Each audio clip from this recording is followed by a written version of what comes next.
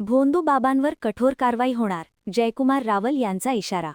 मुख्यमंत्र्यांनी सभागृहात स्पष्ट सांगितले आहे की भोंदू प्रकार चालू असणे अत्यंत चुकीचे आहे.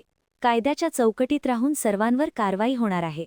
जसा काळ पुढे जाईल तसे हे प्रकरण अधिक उघड होत जाईल आणि जे कोणी दोषी किंवा मदतगार असतील त्यांच्यावर कायद्याचा बडगा उचलला जाईल, असे जयकुमार रावल यांनी सांगितले.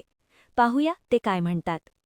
गेल्या महिन्याभरात कांद्याचे जे दर आहे साहेब 50% खाली घसरले. लासलगाव येवला कृषी उत्पन्न बाजार समित्यांमध्ये हे दर 15 दिवसापूर्वी साधारण 1600-1700 होते. आज कांदा 700-800 रुपये विकतोय. युद्धजन्य परिस्थितीचा नक्कीच परिणाम झालाय, काय सांगाल?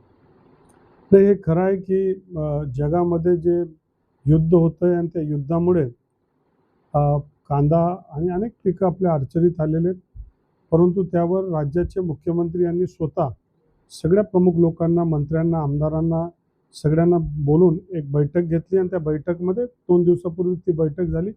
त्या बैठकीमध्ये कांद्यासंदर्भातल्या दीर्घकालीन आणि शॉर्ट टर्म आणि लाँग टर्म दोघा प्रकारचे उपाययोजनावर चर्चा झाली. तात्काळ शेतकऱ्यांना मदत दिली पाहिजे आणि म्हणून त्यावर कृषी सचिव, पणन सचिव आणि वित्तचे सचिव या तिघं सचिवांचं एक समिती बनवण्यात आली.